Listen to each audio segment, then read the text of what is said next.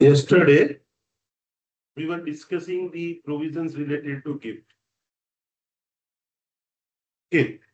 And in that, yesterday, we have discussed 3 points in relation to gifts. We have discussed 3 points in a gift. Just let me confirm that whether the recording has been started or not.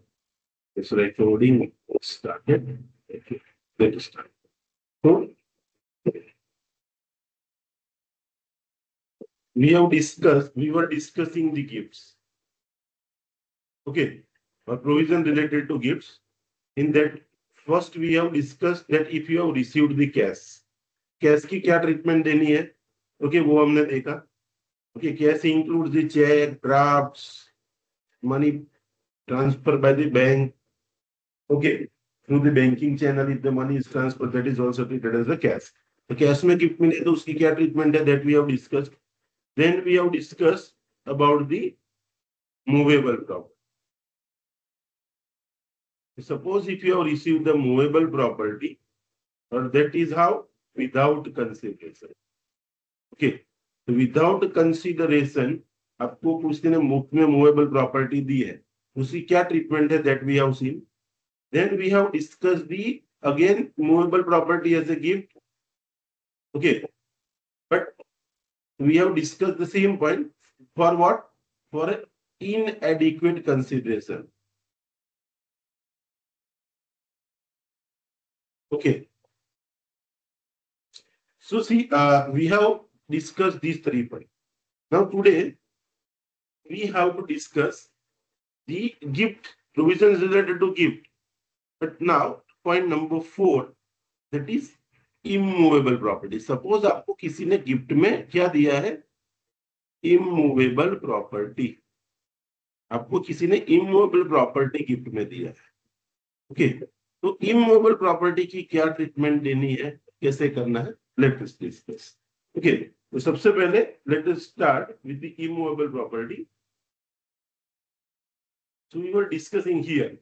So we have discussed this first one. Okay. We have discussed this one. ये हमने discuss कर लिया. We have also discussed this.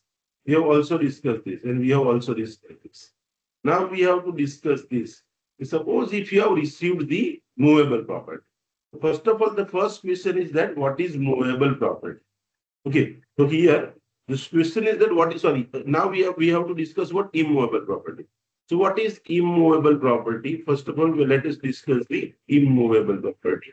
Immovable property किसको कहोगे देखो हमने आपने movable property में वो 10 प्रॉपर्टी का मैंने लिस्ट आपको पढ़ाया है उसको हमने मूवेबल प्रॉपर्टी इमूवेबल प्रॉपर्टी किसको बोलोगे तो here immovable property means only 2 items land is a immovable property या तो फिर building is a immovable property या तो फिर बोथ ये दोनों का कॉम्बिनेशन इसको ही इमूवेबल प्रॉपर्टी बोलते हैं इसके अलावा कोई प्रॉपर्टी को इमूवेबल प्रॉपर्टी नहीं बोलेंगे here immovable property means what immovable property मतलब लैंड या तो फिर बिल्डिंग या तो फिर दोनों का combination both that is only called as a immovable property इसके अलावा कोई और चीज को हम इमूवेबल प्रॉपर्टी नहीं कहें understood all of you hello Yes, sir. Yes, sir. Yes, sir.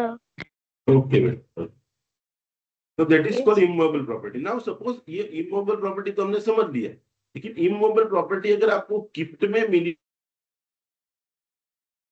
है उसकी क्या ट्रीटमेंट आप what treatment you will give for the immovable property तो सी सपोज यहाँ पे भी इमूवेबल प्रॉपर्टी में देयर आर 2 पॉइंट्स ये वन आपको इमूवेबल प्रॉपर्टी किसी ने पूरी गिफ्ट में दी है मफत में that is without consideration. Suppose if you have received the immovable property without consideration, this is one situation. And another situation is what? Immovable property आपको gift में नहीं मिली, but you have purchased. But वो purchase price आपने पे की ना, purchase at inadequate consideration. Inadequate consideration. आपने consideration जो पे किया है that consideration is lesser than what is fair one. Okay, मतलब जो 10 लाख रुपया नहीं तुमने कोई लैंड છે So that 10 lakh rupees land is given by someone to you for rupees 8 lakh. So here you can see you are having a ultimate gift of rupees 2 lakh. So see, this situation is called as what? Immovable property is purchased by you at an inadequate consideration. And this situation is called what? कि suppose कोई तुमने 10 लाख रुपए की land मुफ्त में आपी दी थी. So that is called without consideration. Okay. So this is without consideration. That is for inadequate consideration. So these are the 2 points for gift that we have to discuss. For immovable property without consideration and immovable property purchase for inadequate consideration. तो और immovable property किसको कहोगे? तो you can see here immovable property means land या तो building या तो फिर बोथ, ये दोनों के कॉम्बिनेशन को भी आप इमूवेबल प्रॉपर्टी कहोगे. और इमूवेबल प्रॉपर्टी आपको गिफ्ट में कैसे कैसे मिल सकती है? तो विदाउट कंसिडरेशन और for a इनएडिक्वेट consideration. So in this way you can receive the immovable property. Now we will discuss this point number 1. Okay. Now we will discuss this point number 1. That suppose if you have received the immovable property without consideration, so what treatment will you give? Okay, so suppose if you receive the immovable property without consideration, so what treatment we are supposed to give? Suppose, so let us discuss this immovable property.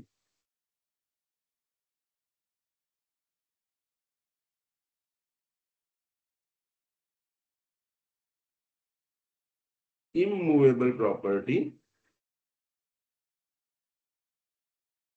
is received by you without consideration. आपको मिला कैसे? Without consideration. Without consideration आपको मिला है तो उसकी treatment क्या है? Let us check in the material कि what is the treatment.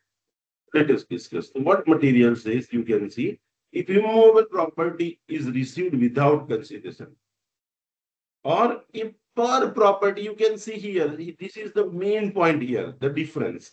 If the per property, if the stamp duty value is greater than 50,000, then entire SDB is taxable.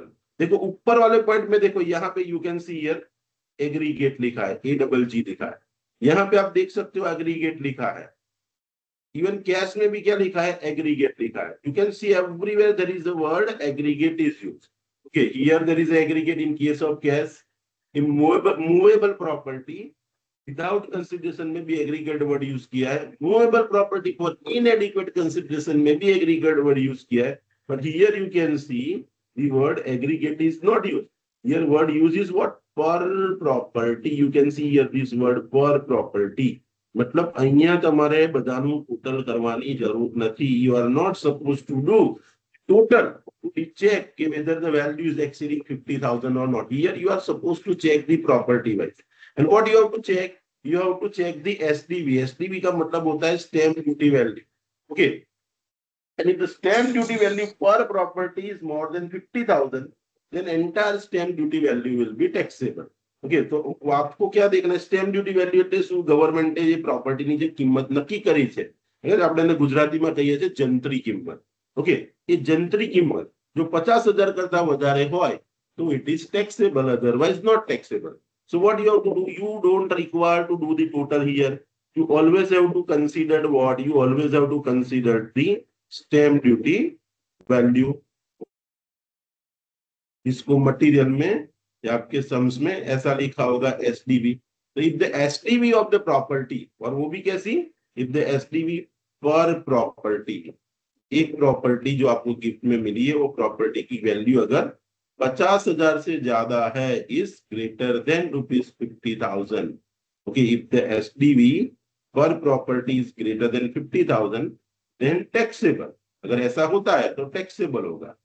Otherwise अगर ऐसा नहीं हुआ तो क्या होगा? It is not taxable. Okay, तो आपको क्या देखना है? जो प्रॉपर्टी आपको गिफ्ट में मिली है उसकी स्टैम्प ड्यूटी वैल्यू देखनी है. वो टोटल नहीं करना है, पर प्रॉपर्टी वैल्यू देखनी है. और 50,000 से ऊपर बढ़ गया तो इट इज टैक्सेबल, और 50,000 से कम है तो क्या होगा? It is not taxable. Let us see one sum so you get the clarity. Like suppose if it is given to you that mister X has received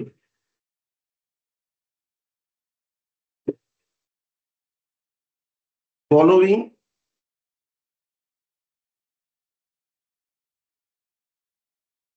immovable property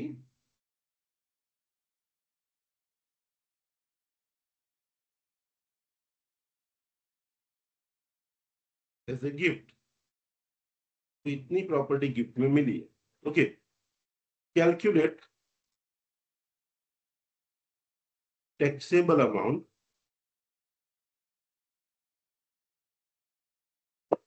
of gift for the previous year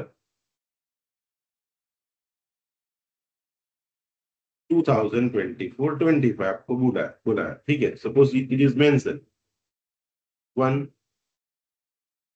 he has received the land in a gift on occasion of his marriage from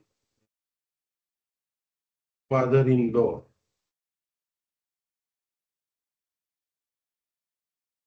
of rupees of having stamp duty value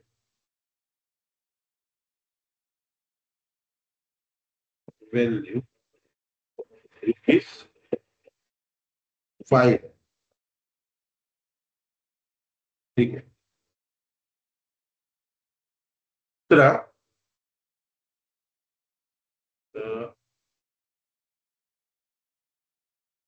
received as a gift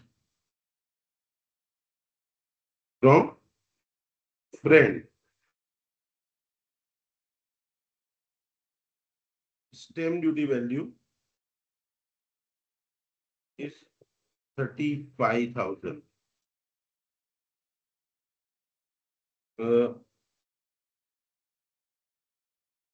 Third, another house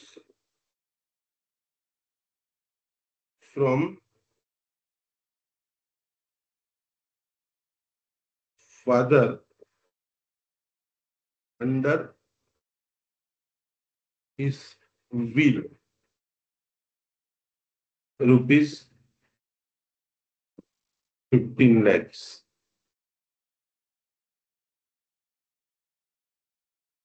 And another land from friend having stamp duty value 25 lakhs. Now here it is asked to you. Suppose these are the various situations. You can see. You have received these are these gifts. You have received these gifts. Okay, आपको ये gift मिला कि Mr. X has received following immovable property. Mr. X has received following immovable property as a gift. इसको इतनी property gift में मिली. आपको बोला है calculate the taxable amount of gift for the previous year 2024-20. You have received first land in a gift. देखो gift में land मिला है, लेकिन कब मिला है? On occasion of his marriage. देखो मैरिज पर जो कहीं पर मिले ऊपर की पासी कोनी पासेથી મળી છે फ्रॉम फादर इन. तो ये टैक्सेबल होगा या नहीं होगा? नहीं होगा. ओके, तो इसको तो हम गिनती में लेंगे ही नहीं. Not taxable because it is received on occasion of marriage, so it is not taxable. We will not consider this. इसको हम कंसीडरेशन में नहीं लेंगे, आगे गिनती में ही नहीं लेंगे. Okay, so that we will not consider. Then another house you have received as a gift from a friend and having the stamp duty value અહીંયા ના કરશો આજે. House received as a gift from a friend. Okay, आपको friend से घर मिला है gift में, तो टैक्सेबल हो सकता है. Okay, but you can see the stamp duty value. इसका स्टैम्प ड्यूटी वैल्यू 50,000 से ज्यादा नहीं. 50,000 થી વધારે ના હોય ને. અહીંયા શું છે? what is the point here? Here you don't have to do the aggregate. Here you are supposed to check the value per property. You can see the per property value. Okay, so here per property value you are supposed to check. So see, value is not exceeding 50,000. So इसको हम गिनती में ही नहीं लेंगे और यहाँ पे ही बोल देंगे not taxable. Okay. Then another point is given, house from the father under his will. Okay, मतलब father से मिला और वो भी कैसे मिला, under will. So anything if you receive under the will, that is also not taxable, or anything you receive from your father, that is also not taxable. भले 50,000 की वैल्यू વધારે છે. But see here it is received by way of will, so this is also not taxable. तो ये भी taxable नहीं होगा. So this will also not taxable. Okay.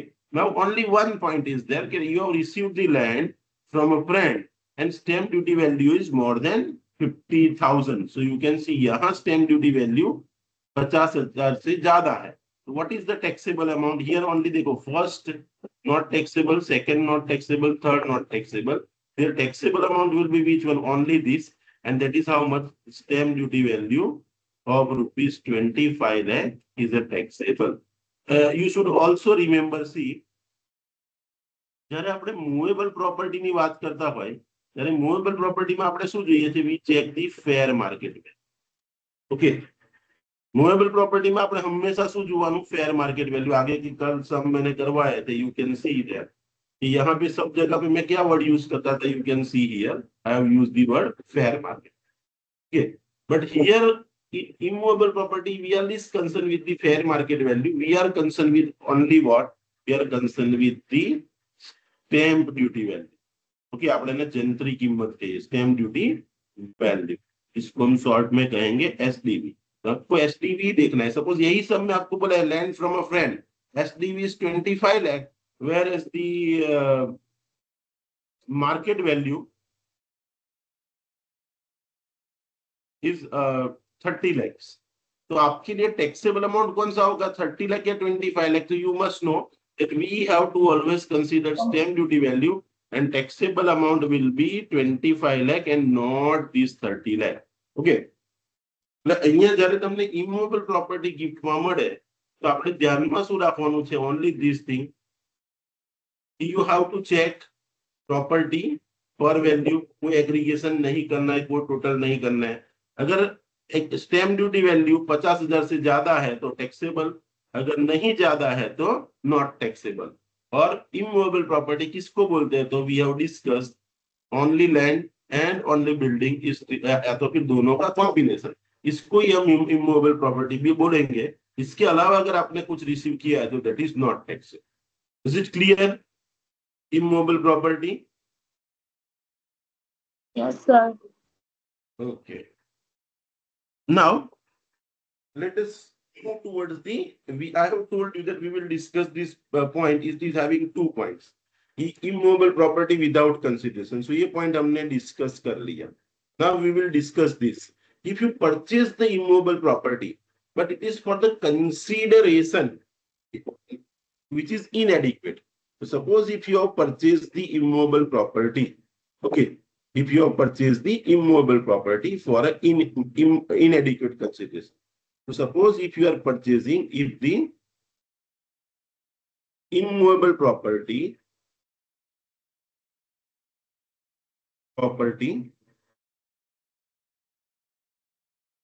is purchased for the consideration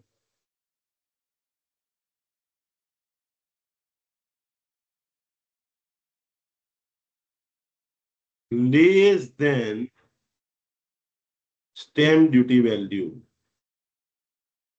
Okay, stamp duty value. The stamp duty value છે એના કરતા ઓછી કિંમત ચૂકવીને તમે બાય કર્યું છે તો તે ગિફ્ટ કહેવાશે. લાઈક સપોઝ કોઈ પ્રોપર્ટીની સ્ટેમ્પ ડ્યુટી વેલ્યુ છે, you have purchased the property for a stamp duty value for rupees, नहीं उसकी stamp duty value है say rupees 25 lakh, and you are purchasing that property for a consideration which is less than that. So suppose your purchase is for rupees 20 lakh, then this difference 5 lakh will be a gift in your hand and will be taxable. So this is taxable. Okay. So यहाँ पे what is the detailed provision? Let us see. तो અહીંયા તમને મફતમાં નથી મળતું, but you are buying. But whatever price you are paying, that is lesser than the stamp duty value.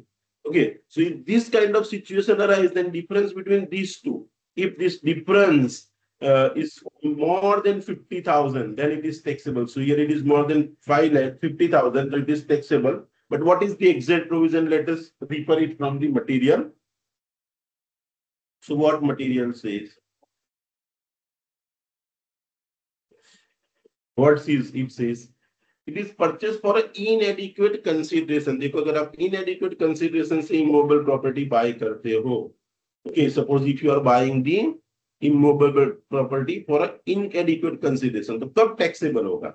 If per property, देखो आपको per property ही देखना है, कोई total करना यहाँ पे भी नहीं है. Immobile property में total नहीं कराऊंगा, ये याद रखो. If the per property, the difference you are supposed to check. किसका difference देखना है? SDV, stamp duty value और consideration, ये दोनों के बीच का आपको difference check करना है. और if this difference is more than 50,000, then it is taxable. लेकिन आपको यहाँ पे सिर्फ एक कंडीशन नहीं देखनी, यहाँ पे दूसरी भी कंडीशन है कि stamp duty value is more than 110% of consideration. आपको ये भी साथ में चेक करना है. आपको दो चीजें चेक करनी है कि भाई स्टैम्प ड्यूटी वैल्यू जो आपने पे, स्टैम्प ड्यूटी वैल्यू जो है वो कंसिडरेशन के 110% से ज्यादा है, 1. और स्टैम्प ड्यूटी वैल्यू और कंसिडरेशन का डिफरेंस 50,000 से ज्यादा. अगर ये दोनों कंडीशन, बाकी कोई जगह पे हमने दो कंडीशन नहीं देखी, यहाँ पे दो condition. If the consideration difference between the stamp duty value and consideration is more than 50,000, and at the same time the stamp duty value is more than 110% of consideration. If these both criteria are satisfied, then then this difference will be taxable. तो ये difference taxable होगा. Let us कैसे check करते? Let us check it कैसे करते? चलो देखिए. Suppose आपको कोई प्रॉपर्टी गिफ्ट में मिली. Suppose if you have received a land, you have purchased, not gift में मिला, you have purchased. Land is purchased. Okay, for rupees 50 lakhs. So you have paid the consideration of rupees 50 lakhs. Okay, then ये property जो है उसकी stamp duty value, the stamp duty value of this property is, stamp duty value of this property is say rupees 60 lakh. Okay, ये दोनों के तो stamp duty value कितनी है? 60 लाख है. और ये कितना है? तो आपको क्या करना है? You have to check two criteria. You have to first of all find out the difference. What is the difference between the SDV and consideration? Consideration और SDV के बीच का क्या difference है ये आप find करिए. तो see, SDV is 60 lakhs and stamp duty consideration paid by you is 50 lakhs. So the difference is how much? Difference is 10 lakh. And this 10 lakh is greater than 50,000. So this first criteria is satisfied. And but ये एक criteria satisfy होने पे आपको taxable नहीं करना. You also have to check that, see what is the second criteria. What the second criteria says? It says that SDV is more than 110% of consideration. तो आपको जो कंसिडरेशन है उसका 110% करना है. ओके, तो सपोज कंसिडरेशन मतलब इसका 10% करके ऐड करना है. तो 5 लाख છે, સોરી 50 લાખ છે. ઓકે, તો એના 110% કેટલા થાય? તો 50 લાખ ના આપણે 110% કરીએ તો થશે 55 લાખ રૂપિયા. ओके, सपोज इसका 10% में निकालूंगा, ये 100% पे 50 लाख है, 10% पे कितना होगा? 5 लाख. तो ये 10% और 100%, तो कितना हुआ? 110%. तो ये कितना हुआ? 55 लाख. ये कितना हुआ? 55 lakh. This is what? 110% of consideration. मेरे कंसिडरेशन का मैंने 110% करके देखा और फिर सेकंड क्राइटेरिया मुझे क्या चेक करना है कि 110, what two items I have to compare? I have to compare that SDV is more than 110% of consideration. Now, what is my SDV? SDV is 60 lakh. And what is 110%? That is 55 lakh. So SDV is greater than this. Yes. So this criteria is also satisfied. So if both criteria is satisfied, then this difference of rupees 10 lakh will be taxable. Suppose આ જ સમમાં suppose તમને આવું આપ્યું હોત કે ભાઈ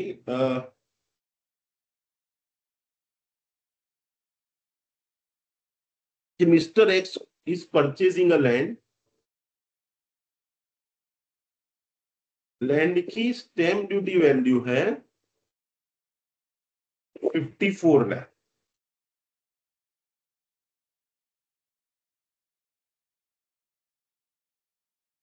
land की stamp duty value है 54 lakh. And whatever consideration you are paying, that consideration you are paying is 50 lakhs. Consideration you are paying is how much? 50 lakhs. And stamp duty value is how much? 54 lakhs. Okay. So see what you have to do. You have to check both conditions. पहले हमें ये देखना है कि भाई the difference. You have to check the difference. The difference between this stamp duty value minus consideration. ये दोनों के बीच का आपको डिफरेंस देखना है. अगर मैं डिफरेंस देखूं तो देखो मेरा स्टैम्प ड्यूटी वैल्यू है 54 लाख एंड कंसिडरेशन है 50 lakhs. So here if we see this 4 lakh is a difference. This 4 lakh is a difference. And is this difference is greater than 50,000? So answer is yes. So my first criteria is satisfied. But can I make it taxable? No, I also have to check the another condition. What is the another condition? I have to calculate the 110% of this consideration. तो अगर ये consideration का मैं 110% करता हूं तो कितना होगा? It is 55. Okay, it is 55 lakh. So what is my consideration? 110% of consideration is how much? And 110% of the consideration is 55. And what is my stamp duty value? Stamp duty is 54. Okay. Now what is the second criteria? That STV should be greater than 110% of the consideration. Okay. So here if I see, if I compare these two, is it greater? आ 54 लाख से आ 55 लाख से. It is not a greater, it is a lesser. Okay.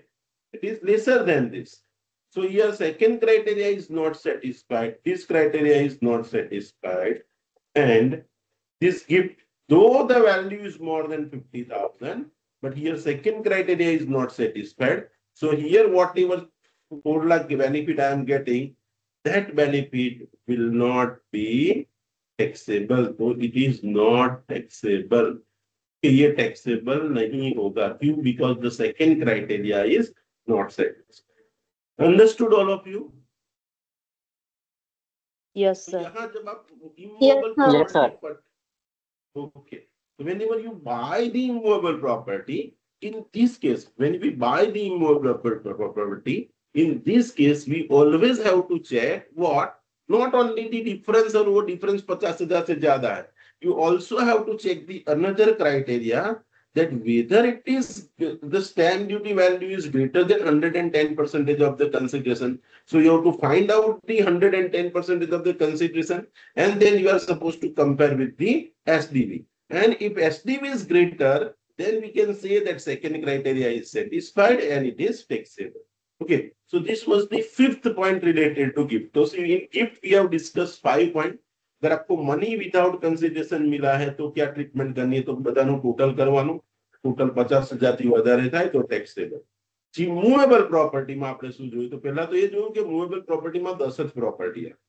Okay, only 9 properties. કઈ 9 properties? So shares and securities, jewelry, then drawings, painting, sculpture, archaeological collection, any other work of art, bullion, and any other virtual digital asset. इतना कुछ है like bitcoin है, तो उतनी asset को हम movable property कहेंगे। और मूवेबल प्रॉपर्टी में हमने दो क्राइटेरिया देखी, विदाउट कंसिडरेशन। विदाउट कंसिडरेशन मिला है तो आपको क्या करना है, फेयर मार्केट वैल्यू जितनी जितने आइटम मिले उसकी देखनी है, फिर उसका टोटल करना है, और वो टोटल अगर 50,000 से ज्यादा है तो यहाँ टैक्सेबल होगा। और यहाँ पे हमने क्या देखा था कि फेयर मार्केट वैल्यू और कंसिडरेशन पेड इस दोनों का डिफरेंस देखना है, और फिर वो डिफरेंस का टोटल करना है, और वो डिफरेंस अगर 50,000 से ज्यादा है तो टैक्सेबल है। और यहाँ पे हमने क्या देखा, if you are receiving the immovable property, तो इमूवेबल प्रॉपर्टी में आता क्या है, इमूवेबल प्रॉपर्टी में आता ये दो ही चीजें हैं, या तो लैंड, या तो बिल्डिंग, या तो फिर बोथ।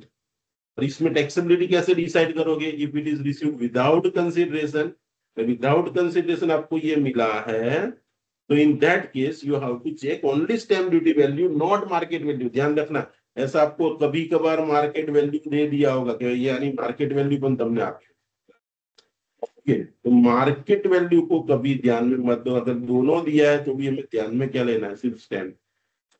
तो see you have to take care कि भाई स्टैम्प ड्यूटी वैल्यू ही मुझे देखना है, और अगर वो स्टैम्प ड्यूटी वैल्यू अगर 50,000 से ज्यादा है तो टैक्सेबल।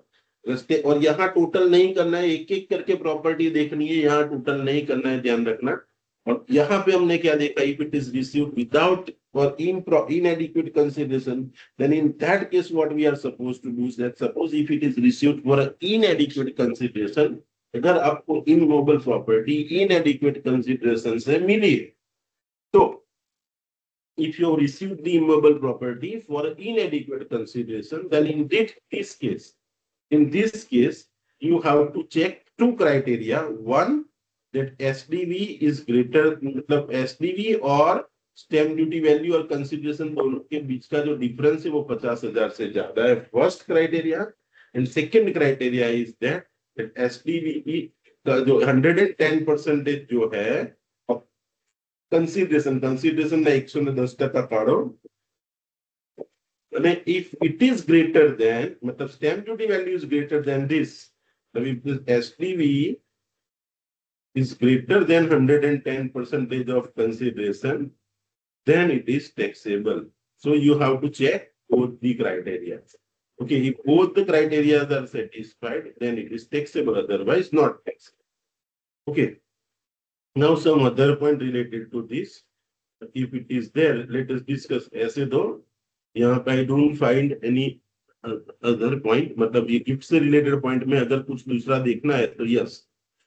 देखो कभी कभार क्या होता है, लाइक મારી ઓફિસ પેલા સયાજીગંજમાં હતી, આ સયાજીગંજમાં કેવું છે કે સ્ટેમ્પ ડ્યુટી વેલ્યુ એટલે કોણ, તો કે જ્યારે તમારે when you buy the property, when you sell the property, you go in the city survey office for દસ્તાવેજ, દસ્તાવેજ વખતે એ લોકો તમારા પાસે સ્ટેમ્પ ડ્યુટી લે, સ્ટેમ્પ ડ્યુટી ચાર્જ કરવા માટે એ લોકો દરેક પ્રોપર્ટીની સ્ટેમ્પ ડ્યુટી વેલ્યુ નક્કી કરે, એને આપણે સ્ટેમ્પ ડ્યુટી વેલ્યુ કહીએ, ગુજરાતીમાં આપણે જંત્રી કિંમત કહીએ।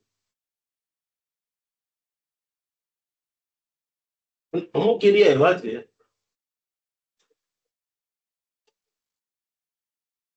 Over a period of time એ એરિયાનું ઇમ્પોર્ટન્સ ઘટતું જાય, એ એરિયામાં બિલ્ડિંગો બધી જૂની થતી જાય, તો એવું બને કે ગવર્મેન્ટે સ્ટેમ્પ ડ્યુટી વેલ્યુ નક્કી કરી દીધી કે આ પ્રોપર્ટીની સ્ટેમ્પ ડ્યુટી વેલ્યુ આટલી, અને સ્ટેમ્પ ડ્યુટી વેલ્યુ કરતા ઓછી કિંમતે જ પ્રોપર્ટી વેચાય। સપોઝ મેં મારી જૂની ઓફિસ વેચી, એની સ્ટેમ્પ ડ્યુટી વેલ્યુ 25 લાખ રૂપિયા, અને પ્રોપર્ટી મેં 25 લાખમાં હું વેચવા દઉં, no one was ready to buy that property, government is fix that this property is having the stamp duty value 25 है, ठीक है। लेकिन मैं बेचने गया तो no one was ready to buy that property for ₹25 है, છેલ્લે મેં પ્રોપર્ટી 18 લાખમાં વેચી। હવે તમે એક પરિસ્થિતિ સમજો કે જે 18 લાખ રૂપિયામાં વેચી દીધી, એટલે મારો જે બાયર છે, બાયરના માટે કન્સિડરેશન કેટલું થયું, કે બાયરના માટે કન્સિડરેશન થયું 18 લાખ રૂપિયા, અને What was the stamp duty value? Stamp duty value was 25 lakh rupees. So I suppose if we see the difference, if a consideration STV और कंसिडरेशन, ये दोनों के बीच का डिफरेंस अगर हम देखते हैं तो भाई STV was 25 lakh and consideration was 18 lakh. So if I see the difference is of rupees 7 lakh will be treated as a gift in the hands of buyer. મારો તો કોઈ સગો વાળો નથી, કઈ જ નથી, પણ હવે માર્કેટની અંદર આનાથી વધારે વેચાય એવું જ નતું તો મેં વેચી. હવે પેલો કહેશે ભાઈ સાહેબ મારા હાથમાં 7 લાખ રૂપિયા गिफ्ट થઈ જાય છે તો મારે 7 लाख रुपया पर टैक्स भरવો પડશે. तो अगर आपको ऐसा डाउट है कि भाई स्टैम्प ड्यूटी वैल्यू गवर्नमेंट ने ज्यादा कर रखी है वैल्यूएशन और मार्केट में उसकी मार्केट प्राइस नहीं आ रही है और आप बायर हो और आपको ऐसा डाउट है, देखो आउट हसे तो तुम्हारे आ गिफ्ट पर टैक्स भरવો પડશે because this difference is more than 50,000, so you have to pay the tax. अगर ऐसा कुछ होता है कि कोई एरिया आउटडेटेड हो गया, एरिया में प्रॉपर्टी की स्टैम्प ड्यूटी वैल्यू ज्यादा ही चल रही है और मार्केट में कोई खरीदતું નથી એટલે તમે સસ્તા ભાવે વેચો છો, તમે સસ્તા ભાવે વેચી તો ખરીદવા વાળાના માટે गिफ्ट થઈ જશે. स्टैम्प ड्यूटी वैल्यू 25 लाख છે, 18 लाख में तुम बेचो तो खरीदवा वाला माटे 7 लाख ની આમને જ गिफ्ट થઈ જશે. तो ऐसा कभी कभार होता है और टैक्स लग जाता है तो यू हैव अ राइट. अब एक ऐसी सिचुएशन में if you are not satisfied कि भाई स्टैम्प ड्यूटी वैल्यू गवर्नमेंट જે નક્કી કરેલી છે બરાબર નથી, તો in income tax act there is a provision if assessee is not satisfied with the stamp duty value, तो assessee stamp duty value से satisfied नहीं है, उसको ऐसा लगता है कि स्टैम्प ड्यूटी वैल्यू गवर्नमेंट ने जो फिक्स की है वो बराबर नहीं, then his case may be transferred to the VO. VO मतलब valuation officer, write down. VO मतलब वैल्यूएशन ऑफिसर, मतलब ऐसी सिचुएशन में आपकी प्रॉपर्टी का वैल्यूएशन कौन करेगा? इनकम टैक्स डिपार्टमेंट का जो वैल्यूएशन ऑफिसर होगा वो वैल्यूएशन करेगा और वो वैल्यूएशन के साथ कंसिडरेशन कंपेयर किया जाएगा. तो अगर आप सेटिस्फाइड नहीं हो और अगर आपने वैल्यूएशन ऑफिसर को अप्रोच किया और फिर वैल्यूएशन ऑफिसर ने बोला कि आ तो શું છે તમારા સ્ટેટ ગવર્નમેન્ટ, આ ગુજરાત ગવર્નમેન્ટે એની પોતાની સ્ટેમ્પ ડ્યુટી લેવા માટે એને 25 લાખ જંત્રી નક્કી કરે.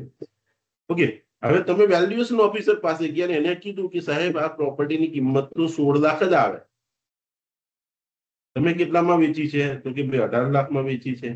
હું બાયરના એંગલથી વેચું જોઉં છું. હવે 16 લાખની પ્રોપર્ટી તમે 18 લાખમાં બાય કરો છો, will it be treated as gift? Answer is no. તો અહીંયા કશું ટેક્સેબલ રિસિપિયન્ટ માટે નહીં. જો તમે વેલ્યુએશનમાં ના ગયા હોત તો શું થાત? 25 લાખ જંત્રી ગણા, 18 લાખ રૂપિયા તમે બાય કરી છે, difference between this two 7 lakh is more than 50,000. Okay, તો this difference would be taxable. આવું થાત. પણ જો તમને આવા કેસમાં સંતોષ ના હોય તો there is a provision in the income tax act, you can approach to the valuation officer. VO मतलब valuation officer, और वो valuation officer जो कीमत डिसाइड करेगा वो फाइनल कीमत होगी, मतलब फाइनल स्टैम्प ड्यूटी वैल्यू होगी. Okay, this is possible. Understood this point? Yes, hello, sir. Valuation officer Yes, वाला sir. पॉइंट समझ में आया? Okay, now you can see section 56 subsection 2x क्या कहता है? मतलब applicable only if the property is in nature of capital asset of the recipient. If it is stock in trade, then this section is not applicable. जो અહીંયા word use કરે છે હું ઇમોવેબલ property એકલાની વાત નથી કરતો. અહીંયા you can see the word use is what? Word use is a property. અહીંયા જે વર્ડ યુઝ થયો છે વર્ડ શું છે? Property. So what this point says, this section मतलब આ ગિફ્ટના પ્રોવિઝન ક્યારે એટ્રેક્ટ થશે? is applicable only if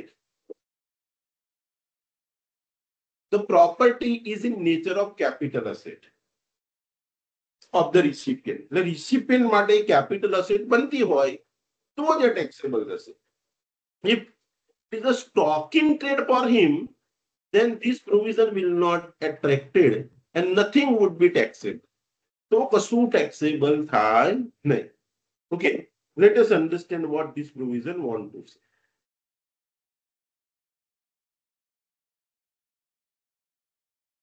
Like suppose I am a dealer in shares and securities. હું શેર્સ અને સિક્યુરિટીઝ નો ડીલર છું, મતલબ બ્રોકર છું. ઓકે, હવે સમજી લો શેર્સ અને સિક્યુરિટીઝ શું છે? મૂવેબલ પ્રોપર્ટી કે ઇમૂવેબલ પ્રોપર્ટી? આપણે જોયું કે મૂવેબલ પ્રોપર્ટીની કેટેગરીમાં શેર્સ અને સિક્યુરિટીઝ છે. આપણે ઓવરઓલ પ્રોપર્ટીની વાત કરીએ છીએ. ઓકે, એમાં મૂવેબલ બધા માટે આ provision applicable. Suppose shares and securities, તમે ડીલર. ઓકે, હવે કોઈ કંપનીનો શેરની પ્રાઇસ અત્યારે એની ફેર માર્કેટ વેલ્યુ કોઈ કંપનીના શેરની ચાલી રહી છે 100 રૂપિયા. ઓકે, અને મારી પાસે એક સેલર આવ્યો વેચવા માટે કે હેમંતભાઈ મારે આ શેર વેચી દેવા છે, ફિઝિકલી પડ્યા છે, મારે વેચવા છે. તો હું કહીશ કે બેલે હું તને છે ને 75 રૂપિયા જ આપીશ. So this is the consideration I am paying to him. Suppose મેં એની પાસેથી 1000 શેર લીધા. ઓકે, એટલે એની ફેર માર્કેટ વેલ્યુ કેટલી થાય? તો કે 1 લાખ. સપોઝ આ 75 નહીં, પણ મેં એને 25 રૂપિયા જ કન્સિડરેશન પર શેર આપ્યું. કેટલું કન્સિડરેશન આપ્યું? 25. 1000 શેર લીધા એટલે કન્સિડરેશન મારું ટોટલ કેટલું ગયું? 25,000. તો તમે કહેશો સર આ કયો કેસ છે? This is this kind of case. ये वाला केस है ये.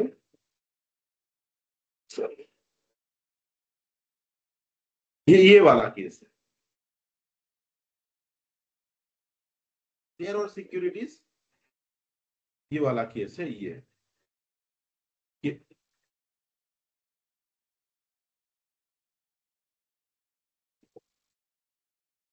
Movable property, movable property for इनएडिक्वेट consideration.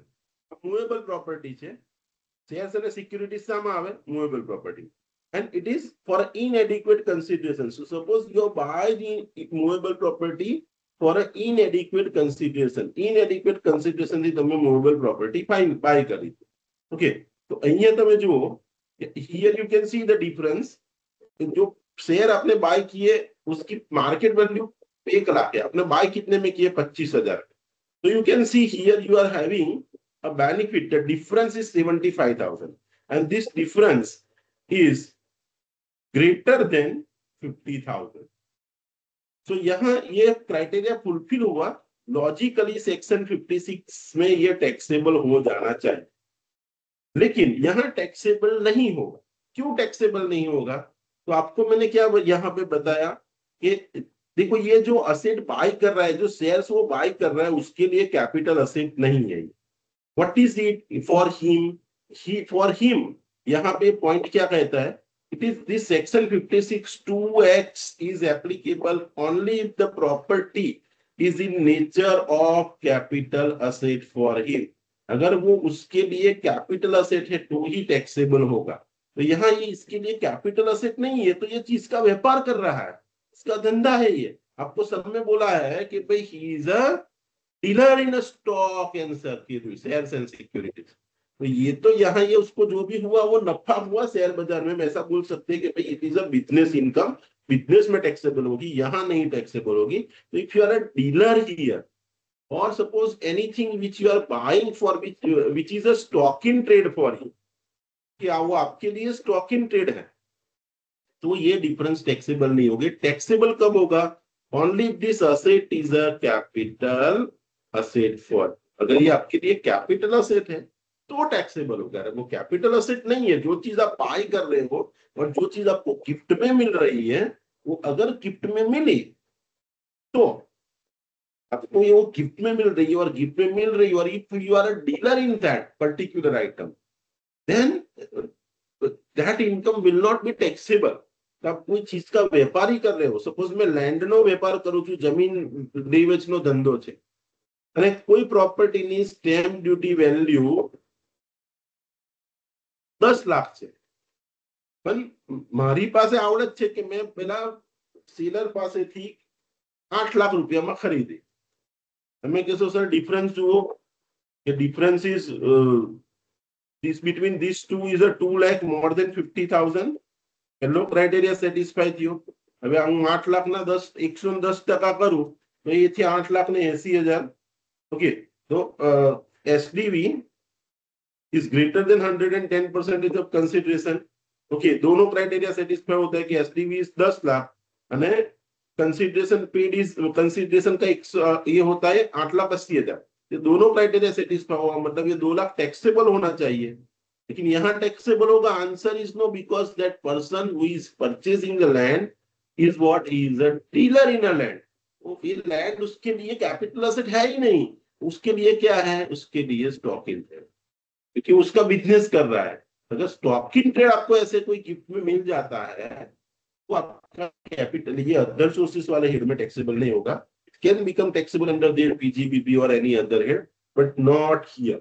Okay, तो अगर कोई चीज का व्यापार करते हो और वही चीज आपको गिफ्ट में मिल जाती है और उसमें अगर आप उसको कम कीमत में मिलती है तो वो टैक्सेबल नहीं होगा. ठीक है, फिर देखो यहाँ पे ये वाला पॉइंट था, ये जो है ना, हम कैपिटल गेन वाले चैप्टर में ये वाला पॉइंट हम कैपिटल गेन वाले चैप्टर में पढ़ेंगे, यहाँ पे नहीं. ठीक है, यहाँ पे हम इसको डिस्कस नहीं कर रहे हैं, ये दोनों पॉइंट यहाँ पे हम डिस्कस नहीं कर रहे. ठीक है, तो हमें यहाँ तक ये 2 पॉइंट ध्यान में रखने. ये वाले पॉइंट हम कैपिटल आगे डिटेल में आता है in the chapter capital gain, तो वहां पे हम डिस्कस करेंगे. ठीक है. Now, so gifts related, all the provisions I have covered. All the provisions related to gift that we have covered.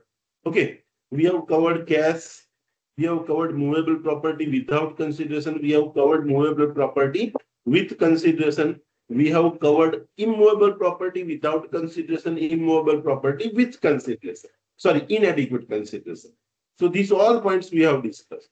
Okay, तो गिफ्ट से रिलेटेड सब पॉइंट डिस्कस किए. अभी एक पॉइंट है जो ध्यान में रखने जैसा है कि सपोज तुमने આવી રીતના गिफ्ट મળે તો શું. देखो यहाँ section 56(2)(x) is not applicable in the following cases when the money is received. આપણે गिफ्ट में એવું ડિસ્કસ કર્યું કે ભાઈ તમને કોઈ પૈસા આપે गिफ्ट रिलेटिव सिवाय के एक्सेप्शनल केस सिवाय मैरिज ना ऑकेजन पर के fund, foundation, trust, hospital, local authority, wheel और ये सबसे मिला है वो तो एग्जाम है. लेकिन उसके अलावा आपको पैसा मिलता है और वो 50,000 से ऊपर है तो टैक्सेबल है, वो हमने अभी पढ़ा. लेकिन देखो अगर आपको पैसा मिला है and you have received under in this situation तो ये सेक्शन अट्रैक्ट नहीं होगा और नथिंग वुड बी टैक्सेबल. अच्छे से ध्यान से समझना, बड़े सम में आ सकता है. तो सपोज 56(x) is 56(2)(x) मतलब इक्विट के provision is not applicable in following cases. Okay, when this section is not applicable, अगर आपको गिफ्ट में पैसा मिला है तो ये सेक्शन अट्रैक्ट नहीं होगा. कौन से सिचुएशन में? सिचुएशन नंबर 1, कि gift is received by an individual from any person. કોઈની પણ પાસેથી તમને પૈસા મળ્યા છે પણ શાના માટે? કે for expenses incurred on treatment of COVID-19 relating illness for him or his family member. એટલે 2021 ની અંદર આ પ્રોવિઝન આવ્યો હતો જ્યારે કોવિડ નો ટાઈમ હતો ત્યારે there are many families who are not able to afford the expenses of the COVID illness. Okay, તો એ કેસમાં એકબીજાને લોકો મદદ કરતા હતા. હવે સપોઝ મારા ઘરમાં કોઈને કોવિડ છે, મારી પાસે પૈસા નથી, મારા ભાઈબંધે કીધું લે હેમંત તું દવા કરાય, એમને સારું થઈ જવું જોઈએ, લે 10 લાખ રૂપિયા. એને મેં 10 લાખ રૂપિયા કેશ આપી દીધી. Okay, I have incurred the expense. પછી ઇન્કમ ટેક્સ કેસ જો you have received the cash in a gift, it is more than 50,000 taxable. આના પર ટેક્સ લે તો મારે ક્યાં જાઓ? इसीलिए देयर इज अ प्रोविजन कि कोविड की इलनेस के लिए और आज के दिन में भी अगर सपोज अभी भी देखो यहाँ पे ऐसा नहीं बोला कि ड्यूरिंग दैट पीरियड, आज के दिन में भी अभी भी कोविड किसी को कभी कभार हो जाता है. अगर किसी को कोविड हो गया, आपके पास पैसे नहीं और किसी ने पैसा दिया और उसके लिए ये पर्पस के लिए अगर आपको कोविड हुआ है या तो फिर आपके कोई फैमिली मेंबर को कोविड हुआ है और you are getting money for treatment of the COVID illness of you and your family member, then whatever amount you are receiving, though it is more than 50,000, 50,000 થી ભલે વધારે હોય, તે છતાં પણ આ taxable નહીં. समझाए? सेम वे कुछ लोगों की कोविड में डेथ भी हो जाती है. तो कोविड की वजह से डेथ हो गई तो ऑब्वियसली अगर वो बंदे की फैमिली सिचुएशन अच्छी नहीं होगी, India is a socialist economy, people are ready to help others. तो कभी कभार क्या होता है कि भाई આની ઘેર આની ડેથ થઈ ગઈ, અનએક્સપેક્ટેડ આની ડેથ થઈ ગઈ છે, તો આને પૈસા આપણે આપીએ. તો તમારા સમાજમાંથી કે તમારું કોઈ ટ્રસ્ટ છે ત્યાંથી કે કોઈ પણ જગ્યાએથી તમને કોઈ પૈસા આપે કે લો ભાઈ 5 લાખ રૂપિયા અમની અનએક્સપેક્ટેડ ડેથ થઈ ગઈ, તો તમને 5 લાખ રૂપિયાની સહાય કરીએ છે. એવા પૈસા મળે ને પછી ગવર્મેન્ટ કહેશે આ તો 50,000 કરતા વધારે છે, you have to pay the tax, the gift money received without consideration more than 50,000, you have to pay the tax. अगर कोविड की वजह से किसी की डेथ हो गई, सपोज 2019 में मरी गई, पैसा અત્યારે કોઈ આપે, તારા પપ્પા નથી લે પૈસા, કોવિડ માં મરી ગયા, સી અત્યાર વાળું નહીં ચાલે. પણ સપોઝ અત્યારે સપોઝ આ વર્ષે કોઈને કોવિડ છે, એની ડેથ થઈ ગઈ અને પછી તમને કોઈ પૈસા આપે, એટલે કોવિડ ના લીધે ડેથ થાય ને પછી તમને કોઈ બીજો પૈસા આપી જાય, तो ये टैक्सेबल થશે. तो देखो अगर कोविड की वजह से किसी की डेथ हो जाती है और उसका एम्प्लॉयर ही उसको पैसा देता है, જ્યાં જોબ કરતો હતો એને કીધું કે લે હવે આ મારો એમ્પ્લોયી હતો બહુ સારો હતો, કોવિડમાં મરી ગયો, હું તને 25 લાખ રૂપિયા આપું છું, તો જેટલા પણ આપશે નોટ ટેક્सेबल. पर व्हाट इज द रिक्वायरमेंट? देखो यहाँ पे रिक्वायरमेंट क्या है, उसकी डेथ हो जाती है, उसके 12 महीने के अंदर पैसा दिया होना चाहिए. 12 महीने के अंदर पैसा दिया है within 12 months from the death of death due to Covid. Covid की वजह से डेथ हो गई, उसके 12 महीने में आके आपका एम्प्लॉयर भले 1 करोड़ देता है but it is not taxable अगर एम्प्लॉयर से मिला है तो.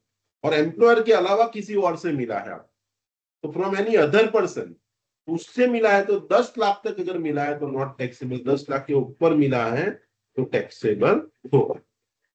કોઈની ડેથ થઈ ગઈ એનો કોઈ સમાજનો કે કોઈ મોટો માણસ આવીને પૈસા આપી જાય કે 25 લાખ, 25 માંથી 10 લાખ નોટ ટેક્સેબલ, બાકીના 15 પર ટેક્સ લાગશે. ઓકે. અને એમ્પ્લોયર પાસેથી કે આ બેઉના પાસે જ્યારે પણ મળે ત્યારે મળવા જોઈએ. કોવિડના લીધે ડેથ થઈ છે, કોરોના થયો ને મરી, આવી પરિસ્થિતિ થઈ અને પછી કોઈએ તમને મદદ કરી, in that case you are receiving the money, then treatment માટે પૈસા મળ્યા નોટ ટેક્સેબલ, કોઈની પણ પાસેથી મળે નોટ ટેક્સેબલ. ડેથ થઈ ગઈ ને 12 મહિનાની અંદર તમારા એમ્પ્લોયરે પૈસા આપ્યા, કશું ટેક્સેબલ નહીં. એમ્પ્લોયર સિવાય કોઈ આપ્યા તો 10 લાખ સુધી નોટ ટેક્સેબल, 10 લાખની ઉપર મળ્યા તો ટેક્સેબल. પણ व्हाट इज द रिक्वायरमेंट? कब ये टैक्सेबल नहीं होगा? If it is paid with in 12 months. Okay. પછી તમને એની ડેથ થઈ ગઈ કોરોનાના લીધે, પછી 2 વર્ષ પછી પૈસા આપશે તો ટેક્સેબલ થશે. Okay, so that you should remember. Is it clear to everyone this point? Yes, sir. Okay, so this Yes, was sir. also a point related Yes. to gift. Okay. Now see, ये point आप ध्यान में रखना. Movable property का कल मैंने आपको definition पढ़ाया था कि मूवेबल प्रॉपर्टी में क्या क्या आता है. Shares and securities, jewellery, drawing, painting, archaeological collection, sculpture, okay, any other work of art, Boolean and virtual digital asset. इतनी असेट को हम क्या कहेंगे? Movable asset. और अगर ये मूवेबल प्रॉपर्टी मिलती है तो ही टैक्सेबल होती है. अगर आपको दूसरा कुछ मिला, कल आपको मैंने बताया था, सपोज आपको देखो आईफोन किसी ने दिया, यहाँ आईफोन लिखा है, टीवी, फर्नीचर, वॉच, ये सब आपको गिफ्ट में मिलता है और भले उसकी वैल्यू 50,000 से ज्यादा है तो भी क्या होगा? It is not taxable. तो भी ये टैक्सेबल नहीं है. तो भी ये टैक्स, तो ये ध्यान में रखना है कि मूवेबल प्रॉपर्टी किसको कहते हैं, ये हम ध्यान में रखेंगे. और ये कोविड वाला पॉइंट आपको मैंने बताया, ये इतने पॉइंट्स हमारे गिफ्ट से रिलेटेड थे. ओके. गिफ्ट में ये और ये 2 पॉइंट हम नहीं कर रहे हैं क्योंकि वो हम कैपिटल गेन वाले चैप्टर में आगे डिस्कस करेंगे, तो ये हम डिस्कस नहीं कर रहे हैं. और इसके बाद वाला पेज है ना, जस्ट मिनट में दूसरी आपके हाथ में पीएफ होगी, तो ये वाला पेज में ये 43 सीए है, ये भी हम डिस्कस करेंगे इन दी चैप्टर कैपिटल गेन, ये भी कैपिटल गेन वाले चैप्टर में, तो यहाँ पे भी आप क्रॉस मार्क कर दीजिए। If you are seat with the material तो यू शुड क्रॉस मार्क। भाई मुझे 43 ये नहीं करना है, हमारा अभी टारगेट 56 एंड 57 दो ही सेक्शन है अदर सोर्सेज के। ये कैपिटल गेन के चैप्टर से कनेक्टेड है, इसीलिए यहाँ पे दिया है। हम कैपिटल गेन डिटेल में करने वाले हैं तब देखेंगे ये, तो अभी हम इसको टच नहीं कर रहे। We are now gift related points are get over. Okay, now this is one another point. ये हम क्या डिस्कस कर रहे हैं right now? See I was discussing with you which incomes are taxable under the head income from other sources. तो हमने which incomes are taxable under the income from other sources वो हम डिस्कस कर रहे थे। और इसके अंदर मैंने आपसे देखो, हम यहाँ थे, यहाँ पे ये सब पॉइंट डिस्कस किए हमने, dividend, winning from lotteries, interest, rent, ये सब डिस्कस किया। और इसमें एक पॉइंट आया था गिफ्ट, तो हमने गिफ्ट डिटेल में डिस्कस किया। फिर हमने ये सभी पॉइंट डिस्कस किए। इसके अलावा भी एक इनकम है जो यहाँ पे अदर सोर्सेज में टैक्सेबल हो सकता है, and this is this section 56(2) subsection 11। What it says, compensation on termination of employment, compensation on termination of employment, તમારું એમ્પ્લોયમેન્ટ છે એ ટર્મિનેટ થઈ, તમારી જોબ જતી રહી ને એના બદલામાં તમને વળતર મળ્યું. Okay, if you receive this kind of compensation, તો obviously આવું compensation મળે તો તમને વળતર કોની પાસેથી મળે? એમ્પ્લોયર પાસેથી. It is taxable under the income from salary. लेकिन यहाँ उसकी बात नहीं है, दूसरी बात. Let us read this point. Can you see this on a screen? Hello.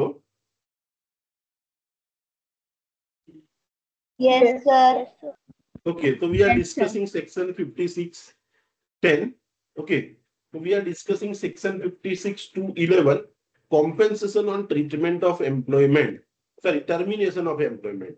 अगर आपका एम्प्लॉयमेंट टर्मिनेट हो जाता है, टर्मिनेट मतलब तुम्हारी जॉब जती रही, का तो પછી તમારી જોબ છે ને એને ટર્મ્સમાં કોઈ ચેન્જ આ modification in terms of employment, और अगर आपको कॉम्पेंसेशन मिला तो यहाँ what point this says that any compensation received by a person, any compensation received by a person in due नहीं होना चाहिए, due होना चाहिए, और सॉरी बराबर दिखा है, any compensation is received by a person due to termination of his employment, એના employment ના termination ના કારણે, or modification of terms in employment, પછી એની terms of employment માં કોઈ modification is treated as income.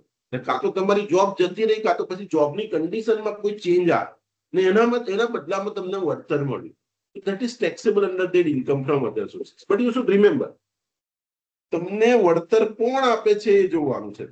Who is paying this compensation to you? That you have to check. See, if compensation is given by your employer, वो salary के head में taxable होगा. देखो, this section is only और इसके अलावा किसी और से compensation मिला है तो वही यहाँ टैक्सेबल होगा. See, this section is applicable if the compensation is received from a person other than employer. कि अगर एम्प्लॉयर के अलावा किसी से मिला है तो टैक्सेबल. अगर एम्प्लॉयर से मिला है तो देखो, however if it is received from employer then it is taxable under their salaries. Salary वाले हेड में टैक्सेबल होगा. Let us take one example so you will get the clarity. Suppose MS university માં job કરું છું, okay, અને વડોદરામાં એક CA નો કે સીએસ નો સારો ટ્યુશન ક્લાસ ચાલુ છે, ઓકે. ને લોકોએ મને કીધું કે હેમંતભાઈ તમે ઇન્કમ ટેક્સ સારું ભણાવો છો, ચાલો હેમંતભાઈ તમે અમારા ક્લાસમાં ભણાવવા આવો, અમે તમને દર મહિને 2 લાખ રૂપિયા આપીશ. પછી હું કહીશ ભાઈ હું તો MS યુનિવર્સિટીમાં જોબ કરું છું, મારાથી નહીં હવે. એ કહેશે અમે તમને 3 લાખ આપીશું, તમે આવો ને તમે તમારી જોબ પણ ચાલુ રાખો, તમે જોબ પછીના ટાઈમ પર આવજો. I said okay, I will come. પૈસાની લાલચ હતી એટલે મેં કેવું વિચાર્યું ચાલો બે જગ્યાએ કરીશું, એટલે સવારે M.Com માં ભણાવવાનું ને બપોર પછી CA ના ક્લાસમાં ભણાવવાનું છે. This is what I have planned and I have started this. For example, I have started this. સો 4 મહિના ચાલ્યું આ યુનિવર્સિટીમાંથી 2 લાખ પગાર ને 3 લાખ ત્યાંથી 5 લાખ મહિને આવે છે. Okay, now this information has get leaked. Someone has informed to my dean. ભાઈ હેમંત સર તો ટ્યુશન ક્લાસમાં ભણાવવા જાય છે સીએ ના. डीन सर कहते हेमंत भाई नाउ यू आर टर्मिनेटेड ने तरत जॉब माथी काढ़ी मूक्यो. फिर मैं जाके वो ट्यूशन क्लास वाले को मिला, भाई तारा लीधे मारी गवर्नमेंट जॉब गई. जैसे हेमंत भाई तुम चिंता ना करशो, भले गवर्नमेंट जॉब गई तेल लेवा उनमें तुमने बीजा 50 लाख रुपया आपीए छे तमारू वळतर पण तमे भणावो अमारा क्लासमां. So my termination of employment has taken place. And who has given the compensation? Compensation is given by a person other than employer. Employer के अलावा कोई किसी और ने मुझे दिया कि तेल ले वगैरह तुम्हारी ये जॉब तमे हमने तुमने 50 लाख रुपया आपीए छे पण तमे हमारा क्लास में भणो. I have received this 50 lakh rupees. So it is a compensation received on termination of my employment, but not from my employer, from other person. Okay. કાં તો પછી સમજો કે મારા ડીન સરને ખબર પડી ગઈ કે આ ભણાવે, એમને મારી જોબ તો ના રિસ્ટ્રિક્ટ કરી પણ એને એવું કીધું કે હવે your terms of employment is change. અત્યારે તમે એમકોમ માં ભણાવો છો ને હવે તમારે બપોરે જઈને એસવાય બીકોમ એફઆઈ બીકોમ માં લેક્ચર લેવાના, તમારે 3 ની જગ્યાએ 9 કલાક ભણાવો એટલે પેલા ક્લાસમાં હું જઈ જ ના શકું અને મારી ટર્મ્સ ચેન્જ કરી નાખી તો હું પેલા ક્લાસ વાળાને જઈને કહું છું ભાઈ તારા લીધે હવે મારે 6 કલાક કામ કરવું પડે. પેલો કહે છે હેમંતભાઈ તમે અમારા ક્લાસમાં આવવાનું બંધ ના કરશો, અમે તમને 20 લાખ રૂપિયા આપીએ છે, તમે વધારે કલાક કામ કરો, તમને 20 લાખ રૂપિયા વળતર આપે, ભલે તમારા લીધે તમારે વધારે કામ કરવાનું થયું અમે તમને વળતર આપીએ છીએ 20 લાખ રૂપિયા. સો this is a change in the modification of terms of employment. મારી એમ્પ્લોયમેન્ટની ટર્મ ચેન્જ થઈ અને એના બદલામાં મારા એમ્પ્લોયરે નહીં બીજા કોઈ મને વળતર આપે. whatever I am receiving, it is my income from other source. So if any modification or termination take place in the terms of employment, or you are receiving the compensation from the person other than your employer, then whatever compensation you are receiving will be taxable under the head income from other sources. अगर आपको ऐसा कोई compensation मिलता है, compensation, then it is taxable under the head income from other sources. Okay. So these are the various income which can be taxable under the head income from other sources that we have discussed. Now we have to discuss what? Now we are supposed to discuss the expenses. Okay. Which expenses are allowed as a deduction? Yeah, અત્યાર સુધી આપણે જે discuss કરીએ બધી શું હતી? ઇન્કમ્સ discuss કરી. Now we will discuss the expenses. Which expenses are allowed as a deduction? Okay. એક ઇન્કમ હજુ પણ આપણે ડિટેલમાં ડિસ્કસ કરવાની છે. એ આપણે સાંજે આ ડિવિડન્ડ વાળો પોઈન્ટ છે એને આપણે ડિટેલમાં ડિસ્કસ કરીશું. એ ઇન્કમ જ છે પણ એ પહેલા એક્સપેન્સીસ જે છે ડિવિડન્ડ આમ તો મેં તમને કહી દીધું કે ડિવિડન્ડ તમને કંપની પાસેથી મળે તો ટેક્સેબલ થાય. આટલું આપણને ખબર જ છે કે dividend is always taxable under the income from other sources. तो उसमें कुछ पॉइंट्स है that we are suppose to discuss. वो इसके बाद मटेरियल में दिया और हम भी वही सीक्वेंस में जाएंगे. तो यहाँ पे पहले एक्सपेंसेस दिए, वो एक्सपेंसेस के जारे तमे income from other sources calculate करता हो. Okay, how you will calculate the sum? तो मैंने आपको बताया कि भाई हमारा सम का कैलकुलेशन ऐसे होगा कि जो इनकम टैक्सेबल है वो टैक्सेबल इनकम हम ऐसे लिखेंगे भाई taxable income under income from other source. ठीक है, तो सब टैक्सेबल इनकम हम यहाँ लिख देंगे. इसका ये जो भी टोटल आता है यहाँ हम ऐसे करेंगे. फिर इसमें से हम क्या करेंगे? एक्सपेंसेस है वो लेस करेंगे. ठीक है, जो जो एक्सपेंसेस है वो हम यहाँ से लेस करेंगे. जो फाइनल आंसर हमारा जो आता है that is my income from other sources. That will be my income from other sources. ऐसे करके हमारा आंसर आएगा. मतलब मेरे सम का फॉर्मेट ऐसा रहेगा कि ऊपर मैं टैक्सेबल इनकम्स लिखूंगा और उसमें से हम एक्सपेंसेस लेस करेंगे. तो हमने ये पार्ट तो डिस्कस कर दिया कि यहाँ कौन कौन सी इनकम टैक्सेबल हो सकती. अब ये सब इनकम्स है. इनकम को अर्न करने के लिए अगर आपने कोई एक्सपेंसेस किए so that expenses will be allowed as a deduction. वो तो आपको मैंने इन जनरल बता दिया और इसमें एक पॉइंट क्लियरली बताया कि विनिंग फ्रॉम लॉटरी के लिए खर्चा किया है या क्रॉसवर्ड पजल के लिए, उसका डिडक्शन नहीं। उसके अलावा ये पॉइंट भी मैंने आपसे चालू में डिस्कस कर ही दिया है। इसके अलावा देखो, ये पॉइंट को यहाँ हम मटेरियल में से डिस्कस करते हैं। उसके अलावा कौन कौन से एक्सपेंसिस है તમે ઇન્કમને કમાવા માટે વિનિંગ ફ્રોમ લોટરી વાળાને છોડીને બીજો કોઈ પણ ખર્ચો કર્યો હોય, that is allowed as a deduction. But in few cases તમે ખર્ચો ના કર્યો હોય તો પણ ડિડક્શન મળે છે. ઓકે, જેવી રીતના મેં તમને પેલું compensation on interest on compensation वाला पॉइंट बताया था। तो सी, वो ऐसे सब पॉइंट्स है वो हम डिस्कस करते हैं। देखो, तो एक्सपेंसेस में जब डिडक्शन हम एक्सपेंसेस का देते हैं, what points we are suppose to take, वो हम देखेंगे कि which whenever we calculate the income from other sources, which expenses are allowed as a deduction। वो तो आपको मैंने बताया कि कोई भी एक्सपेंस किया आपने in order to earn the income, it is allowed। लेकिन इसके अलावा ये कुछ एक्सपेंसेस हमें ध्यान में रखने जैसे, let us discuss it from material। First point, suppose if you have received the dividend, अगर आपको डिविडेंड मिला, देखो डिविडेंड अदर देन 222E, ये 222E क्या है हम आज शाम को ही डिस्कस करने वाले हैं। लेकिन अभी आप याद रखो कि अगर आपको डिविडेंड मिला है और ये डिविडेंड के लिए अगर आपने कोई खर्चा किया है, अगर आपको डिविडेंड मिला है, या तो फिर income of units of mutual fund and UTI, या तो फिर आपने कहां पे इन्वेस्टमेंट किया, आपका पैसा आपने कोई म्यूचुअल फंड में डाला और म्यूचुअल फंड से आपको इंटरेस्ट या कुछ रिटर्न मिलता है, वो भी अदर सोर्सेस में ही टैक्सेबल होता है। और इसके लिए अगर आपने क्या किया है, what is allowed as a deduction, तो इसके लिए आपने अगर आपने कोई खर्चा किया है तो यहाँ पे what is the point, only interest expenses are allowed as a deduction, और वो भी कितना, subject to 20% of the dividend और म्यूचुअल फंड। मतलब इसके लिए डिविडेंड को अर्न करने के लिए अगर आपने खर्चा किया है, या तो फिर म्यूचुअल फंड में पैसा अर्न करने के लिए, म्यूचुअल फंड और यूटीआई में पैसा इन्वेस्ट करने के लिए, सर यहां से पैसा अर्न करने के लिए अगर आपने एक्सपेंस किया है, it is allowed as a deduction.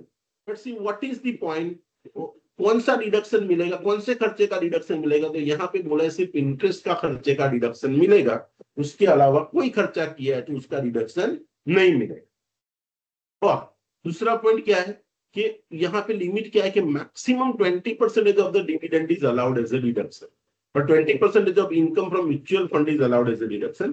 Let us take one small example so you will get more clarity।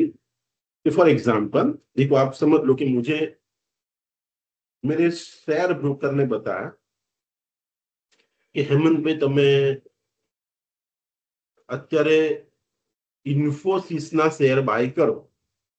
Okay, આવતા વર્ષે એને કંઈક એની પાસેથી કોઈ માહિતી હશે કે આવતા વર્ષે આ કંપની 25% ડિવિડન્ડ આપશે એવું મને લાગે છે। એને એવો આઈડિયા આવ્યો કે 25% ડિવિડન્ડ કંપની આપશે। મેં વિચાર્યું કે ભાઈ હું જો પૈસા ઇન્વેસ્ટ કરીશ એના પર મને 25% રિટર્ન મળશે, પણ મારી પાસે પૈસા નથી, I don't had money right now. तो मैंने क्या किया, भाई ना हमारे 25% रिटर्न तो कमाओ है। तो मैंने क्या किया, मेरी बैंक में गया, बैंक से मैंने लोन लिया। सपोज मैंने बैंक से लोन लिया 25 लाख रुपए at the rate of interest 10% पर 10% व्याजना दरे में लोन ली थी। ओके, ने पैसा में इन्फोसिस ना शेयर में रोक्या। Now here purpose is very much clear that I have taken a loan to buy the shares of Infosys Limited। Okay, so I have invested 25 lakh rupees in the shares। Okay, this activity I did in the year 2023-24। આ previous year में investment। હવે મારું current previous year છે 2024-25। આ વર્ષમાં ઇન્ફોસિસે dividend declare કર્યું। Okay, અને dividend મને મળ્યું, suppose I have received the dividend of ₹3 lakh. મને 3 લાખ રૂપિયા ડિવિડન્ડ કંપનીએ ડિક્લેર કર્યું અને મને મળ્યું। ઓકે, આ તો વાત હતી કે ભાઈ પેલો 25% આપવાનો, પણ ગવર્મેન્ટે ડિક્લેર, સોરી કંપનીએ ડિક્લેર કર્યું, મને 3 લાખ ડિવિડન્ડ મળ્યું। Now if I receive the dividend, dividend is taxable। dividend is taxable। okay, तो 25-3 लाख रुपया डिविडेंड જે મળે છે એ taxable થશે। okay, Now what this point says કે ડિવિડન્ડ ને કમાવા માટે તમે જો કોઈ ખર્ચો કર્યો ને તેનું ડિડક્શન મળશે, પણ કયા ખર્ચાનું ડિડક્શન મળશે? તો it is said that you can get the deduction only in respect of interest. એ સિવાય બીજો કોઈ ખર્ચો કર્યો હશે તો નહીં મળે. તમે કહો સર આ મારા બ્રોકરે મને સલાહ આપી ને, એને પણ મેં 8,000 રૂપિયા એને સલાહની ફી દીધી. મારે મેં આ ડિવિડન્ડ 3 લાખ કમાવા માટે કેટલો ખર્ચો યુ કેન સી, કેટલો ખર્ચો કર્યો યુ કેન સી. 25 લાખની લોન લીધી ને એના પર 10% વ્યાજ ચૂક્યું. એટલે મેં કેટલું વ્યાજ ચૂક્યું? તો કે 2,50,000 રૂપિયા વ્યાજ ચૂક્યું અને 8,000 રૂપિયા મેં મારા બ્રોકરને એની ફી આપી, સલાહ આપવા. એટલે મારો ટોટલ ખર્ચો થયો છે 2,58,000. આ પૈસા મેં ઇન્વેસ્ટ કરીને ડિવિડન્ડ કમાયું, તો ડિવિડન્ડ કેટલું મળ્યું મને? તો કે dividend I have received 3 lakh. So can I get the deduction of this entire 2,50,000 a year? So dividend is my income and this is my expense. Can I get this 2,50,000 as a deduction? Answer is no. What this point says, let us refer in the material. What this point says, this point says that a dividend is allowed as a deduction. So you see, dividend में से कौन सा expense का reduction मिलेगा? तो only interest expenses are allowed as a deduction. खाली interest નો ખર્ચો હશે, તમે કોઈ લોન લીધી છે ડિવિડન્ડ કમાવા માટે કે મ્યુચ્યુઅલ ફંડમાં ઇન્વેસ્ટમેન્ટ કરવા માટે, તો એ લોનના ઇન્ટરેસ્ટ બાદ મળશે. But what is the requirement? Subject to maximum 20% of the dividend or income from mutual fund. Maximum 20% નું જ ડિડક્શન મળે. અહીંયા તમે જુઓ, તમે વ્યાજ કેટલું ચૂક્યું છે? You have paid 2,50,000 rupees as a interest. Entire interest नहीं मिलेगा, इसका 20% जितना ही मिलेगा. तो मैक्सिमम 3 लाख ना 20% કેટલા થાય? 60,000. તમે ખરેખર કેટલું વ્યાજ ચૂકવ્યું છે? 2,50,000. 2,50,000 નું ડિડક્શન નહીં મળે, તમને ડિડક્શન મળશે ખાલી 60,000. Suppose 3 lakh dividend I have received, how much expense will be allowed as a reduction? Only 60,000. પ્રશ્ન એ થાય કે તમને કે ભાઈ આ મારા બ્રોકરને મેં જે ફી આપી, એને મને સલાહ આપી, એનું ડિડક્શન મળે. તો यहाँ पर बहुत क्लियर कट लिखा है, only interest is allowed as a deduction.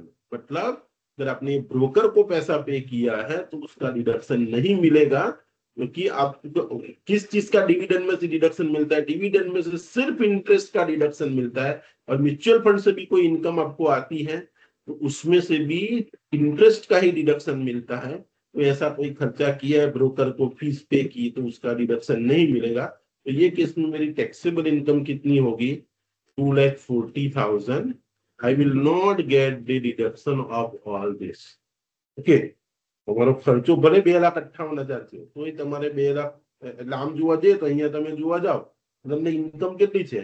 તો કે 42,000 રૂપિયા ઇન્કમ છે, અને તમારે ટેક્સ કેટલા પર ભરવો પડશે? 2,40,000. 2,50,000 તો ખર્ચો કરે છે, 3 લાખ ડિવિડન્ડ મળ્યું. તો આમ જોવા જઈએ તો 42,000 જ ઇન્કમ છે, પણ ઇન્કમ ટેક્સ એકમાં કેટલા પર ટેક્સ લાગશે? 2,40,000. 3 લાખ તમે કમાયા, 60,000 up to 20% it is allowed as a deduction. More than that it is not allowed. So you have to pay the tax on this 2,40,000. Understood all of you? समझ में आया आपको? Yes, sir. Yes, sir. Okay, beta. Now see, this point I have already discussed with you. कि income under the family pension, अगर family pension मैंने कल आपसे discuss किया था, अगर किसी की डेथ फैमिली में हो गई और उसकी वजह से उसका पेंशन आपको मिल रहा है, that is known as family pension that you are, that we have discussed. If you receive, तो yesterday I have discussed with you that ₹15,000 or ₹1/3 of such pension, whichever is lower is allowed as a deduction. So you have to compare these two, and whichever is lower, that is allowed as a deduction. Okay, so that comparison you are supposed to make.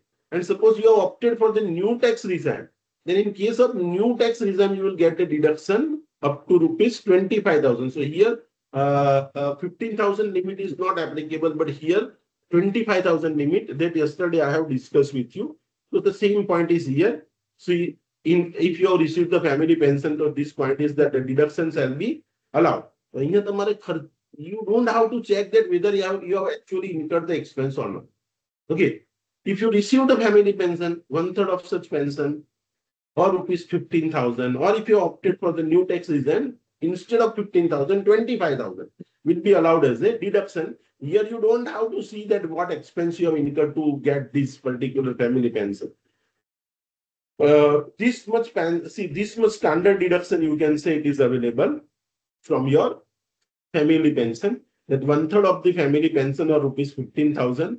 And in case of assessee has opted for the new tax regime under section 1155 BSE, then 25,000 is taken instead of 15,000. It is same point that yesterday I have discussed. Okay. देखो ये family pension के अंदर there are certain other points also that we are supposed to take care. You see, if the family pension is received by the widow or the children nominated heirs of the member of armed forces, army में कोई है, air force में कोई है, navy में है, और if he is died or his family pension, family members are receiving the pension, that is not taxable. Okay, तो आर्मी वाले हैं, उनके फैमिली मेंबर को फैमिली पेंशन मिलता है, तो that would not be taxable. Same way, family, it is received by the family member of an individual who has been in the service of central government or state government and has been awarded Paramvir Chakra or Veer Chakra or Mahavir Chakra. Okay, ऐसा कोई है जिसको ऐसा कोई award past में मिला हुआ और ऐसे बंदे की डेथ हो जाती है और उसको फैमिली पेंशन मिलता है. ओके, तो वो फैमिली पेंशन पे भी टैक्स नहीं लगेगा. और अगर हमारे जैसे लोग हैं उनको पेंशन, उनके फैमिली को फैमिली पेंशन मिला तो उसको फैमिली पेंशन टैक्सेबल होगा. But out of the family pension this much expense, that rupees 15,000 or 25,000 or 1/3 of such pension, whichever is lower is allowed as a deduction. Okay, this point we have already discussed. Interest on compensation on compulsory acquisition. Compulsory acquisition वाला कल point मैंने आपको बताया था. Okay, we have discussed yesterday this way.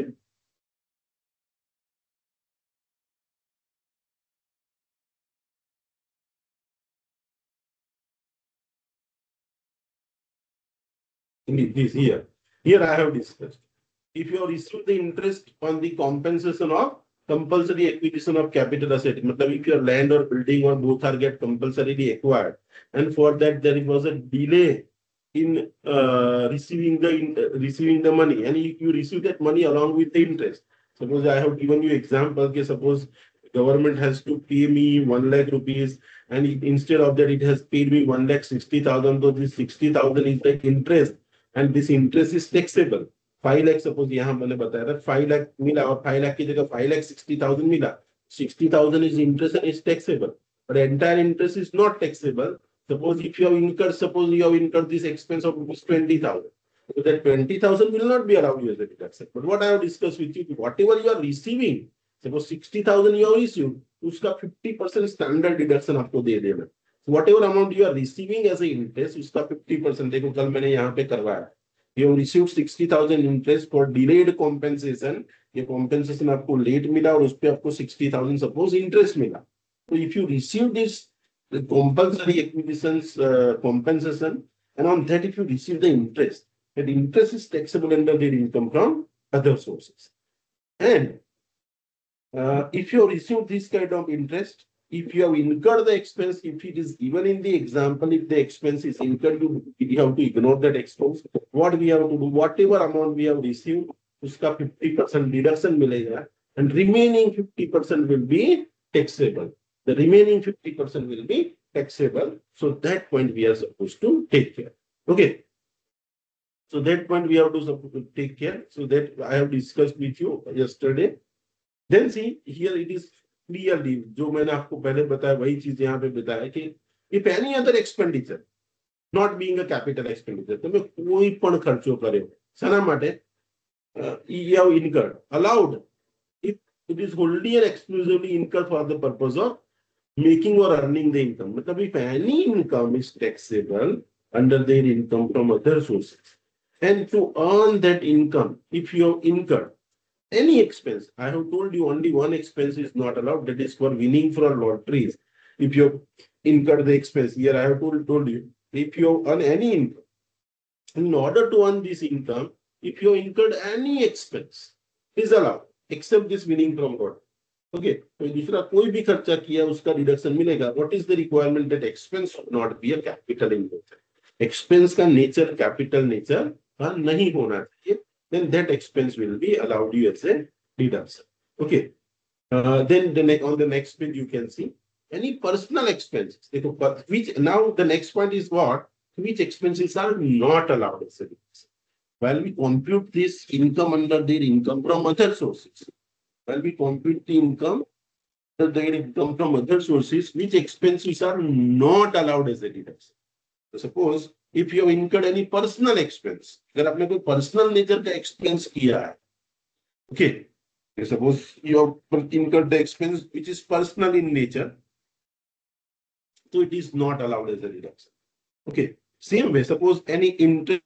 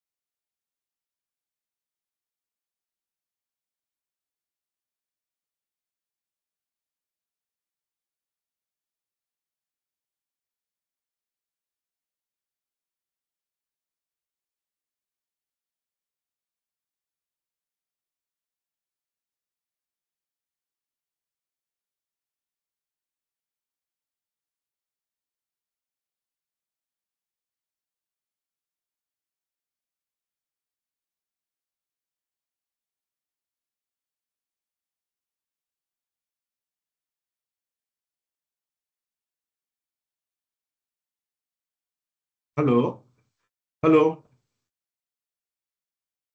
Yes, sir. तो ये कब से आउट हो गया था? हेलो हाँ sir. Sir have personal you expense सुनाई दिया, फिर उसके बाद कुछ नहीं सुनाई दिया. ओके ओके पर्सनल एक्सपेंस तक आपने सुना है ना? ठीक है, तो let us continue again. Personal expense के बाद वाला पॉइंट ना, देखो पर्सनल एक्सपेंसेस के बाद कुछ नहीं सुना है. तो देखो personal expense if you have incurred it is not allowed as a deduction. Okay, if you have incurred the personal expenses that is not allowed as a deduction. Then अगर आपने कोई salary you have to pay outside India, with this point we already have discuss in income from other sources. Suppose आपके expenses में कोई expense ऐसा आता है कि you have earn the income from other sources, and for earning that income you have hired an employee, and to employ you have to pay the salary outside India. Or suppose you have taken a loan from outside India and you have to pay the interest outside India, so you have to deduct the TDS. तो suppose TDS आपको काटना था और आपने नहीं काटा, foreign में payment करना था, टीडीएस काटना था, you not deducted the TDS, तो क्या होगा? अदर, हमने पीजीबीपी में भी पढ़ा है that expense is not allowed as deduction. Same way आपने अदर सोर्सेज के लिए अगर कोई खर्चा किया है और you have to make the payment in India, okay, और on which you was liable to deduct the TDS, और आपने टीडीएस नहीं काटा है, तो क्या होगा? 30% of such expense is not allowed as a deduction. 30% of such expense will not be allowed as a deduction. वो 30% of such expense will not be allowed as a deduction. Okay. तो 30% का deduction नहीं मिलेगा। और last में ये तो आपको पता है कि any other expenditure incurred in connection with the cash flow, तब ये विनिंग फ्रॉम लॉटरी के लिए अगर आपने कोई खर्चा किया है, वो आपको मैंने डिस्कस किया है already, that is also not allowed you as a deduction. तो see in my today's lecture अभी जो है हम इतना रखते हैं। कुछ इनकम ऐसी भी है जो एग्जम्प्ट है, तो see that incomes we will going to discuss by today evening. Today evening we will have a lecture from 5:30 to 6:30 only. 1 hour lecture will be there in today evening. And today evening we will discuss these exemptions and this dividend related point. 1 hour में ये complete हो जाएगा dividend related point and these exemptions. And in tomorrow morning we will solve the examples. And जो वो 10:10D वाला है वो tomorrow evening. By tomorrow evening we will be in a position to complete the entire syllabus. तो यहां तक मैं रखता हूं। I hope that you what ever I have discussed with you that you have understood properly. Okay, today sir મને doubt છે બેકગ્રાઉન્ડમાં. બોલો। હા સર, આ વેલ્યુએશન ઓફિસર હોય એ ખાલી આમ નોલેજ પર્પઝ માટે જાણવું છે કે એ લોકો બિલ્ડિંગ અને પ્લાન્ટ એન્ડ મશીનની વેલ્યુએશન કઈ રીતે કરે, મતલબ કે આ 25 લાખની છે, આ 50 લાખની M. Valuation officer income tax department નો હોય, valuation officer income tax department no, and they have their own valuation methods. Okay, so there are many models of valuation which is given in the income tax act. Okay, so that valuation models they will adopt, and by using that they will do the valuation. So here to tamne it is for your knowledge that see we don't have to go for valuation, it is done by the income tax officer, so it is his question that how he will do the valuation. But in the act the provisions are given that how to do the valuation. So you adopt that models and he do the valuation. Any other અને doubt? Sir એ લોકો charge કરે એના મતલબ કે valuation કરે એના Obviously, બદલા. 100% charge करे. They charge અને for that. Second thing, sir page number 101 પર લાસ્ટ ટુ લાસ્ટ લાઇનમાં એવું કીધું છે કે એની property receive as a gift or acquired for low consideration other than above, તો એ મતલબ કે નોટ ટેક્સેબલ, પણ આ શેની વાત કરે છે એ નથી ખ્યાલ આવતો. તમે પહેલો લેક્ચર અટેન્ડ કર્યો તો બેટા? હા સર, ફર્સ્ટ લેક્ચર અટેન્ડ કર્યો હતો.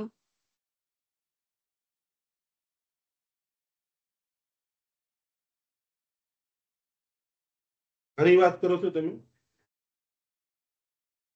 Page number 101. I can't Last- see the page number. क्योंकि મારી પાસે આ સ્કેન કોપી છે ને, મને પેજ નંબર નથી દેખાતા. You can see on the screen. Screen દેખાય છે તમને? Note number 2. પણ છે ને Note એની number નીચે 2 ની વાત કરો. નોટ 2 વાળી છે ને પ્રોપર્ટીની એના નીચે છે. Just a minute. કયું? આની વાત કરો તો આ પેજ? આ પેજ? ક્યાં પેજ? સર તમારી સ્ક્રીન એકચ્યુઅલીમાં અમને નહીં દેખાતી.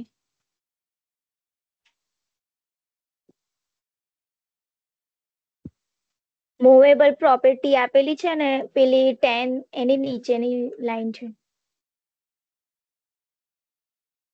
હા બસ તો બસ બસ આની વાત કરો છો તમે? થોડુંક ઉપર. હા બસ બસ બસ બસ સેકન્ડ લાસ્ટ. હા બસ. હા ને, મેં તમને શું સમજાવ્યું? આ તો બહુ ક્લિયર કટ પોઈન્ટ છે બેટા, આમાં ડાઉટ જ ના હોવો જોઈએ. મેં તમને શું કીધું? Property means what? Property, movable property means this shares, jewellery, drawing, painting, archaeological collections, culture, sir any other work of વાત આર્ટ. કરે છે. બેટા સમજો, એની સમજો. Property receive as a gift વાળું. અરે પણ આ સાંભળ તો ખરા તું. હું એ જ સમજાવું છું, આ જ સમજાવું છું. What is mentioned here? You see, these are the 9 items. This is the movable property, 10 items. इसको ये मूवेबल प्रॉपर्टी बोलेंगे और इमूवेबल प्रॉपर्टी मैंने आपको बताया लैंड एंड बिल्डिंग, ठीक है.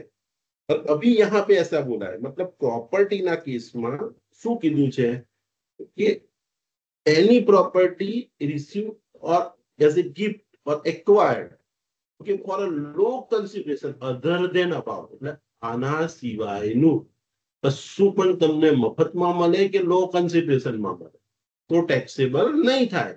મેં તમને કાલે સમમાં પણ કરાયું છે, તો નોટ એપ્લિકેબલ. फिर अभी भी आपको आज भी बताया मैंने कि if you receive the car, iPhone, TV, furniture, ये सब क्या है other than this 10 items. If you received this then that is not taxable. Understood? Yes, sir. Other Thank then you. અને આ એ જ પેજ નંબર પર સેક્શન 52 ના section 56(2) છે ને, એ કોવિડ વાળું એક્સપેન્સીસ નું એકવાર સમજાવો. ફર્સ્ટ અને સેકન્ડ પોઈન્ટ. સ્પીડમાં તમારા ફેમિલીમાંથી કોઈની ડેથ થઈ ગઈ હોય અને તમને પૈસા મળે, ઓકે, તમારા એમ્પ્લોયર પાસેથી મળે, નોટ ટેક્સેબલ. એમ્પ્લોયર પાસેથી પણ ક્યારે મળી જવા જોઈએ? 12 મહિનાની અંદર, નોટ ટેક્સેબલ. ડેથની કેસ અને બીજા કોઈ પાસેથી પણ મળ્યા છે 12 મહિનાની અંદર, 10 લાખ સુધી નોટ ટેક્સેબલ, 10 લાખની ઉપર હશે તો ટેક્સેબલ. આ ડેથની સિચ્યુએશન. સપોઝ ઘરમાં કોઈને કોવિડ થઈ ગયો, બીમાર થયો છે અને દવાખાનામાં દાખલ કરે છે, એના માટે પૈસા આયા, કોઈ બીજો વ્યક્તિ આવીને તમને કેશ આપે છે, તો એ કોઈ પણ સંજોગોમાં ટેક્સેબલ નહીં થાય. જો દવા માટે પૈસા મળ્યા છે કોઈની પણ પાસેથી કોવિડની દવા માટે, નોટ ટેક્સેબલ. એની ડેથ થઈ ગઈ, એમ્પ્લોયર પાસેથી પૈસા મળ્યા છે, નોટ ટેક્સેબલ. બીજા કોઈ પાસેથી મળ્યા છે 10 લાખ સુધી છે, નોટ ટેક્સેબલ. 10 લાખની ઉપર છે, ટેક્સેબલ. ક્યારે? સબ્જેક્ટ ટુ કન્ડિશન કે આ બધું નોટ ટેક્સેબલ ત્યારે જ થશે કે if it is received within 12 months from the date. 12 month પછી પણ મળ્યું તો ટેક્સેબલ થઈ જશે. અન્ડરસ્ટુડ? સમજાયું? ધ્વનિ? યસ. હા, sir. Thank you. Any other doubts?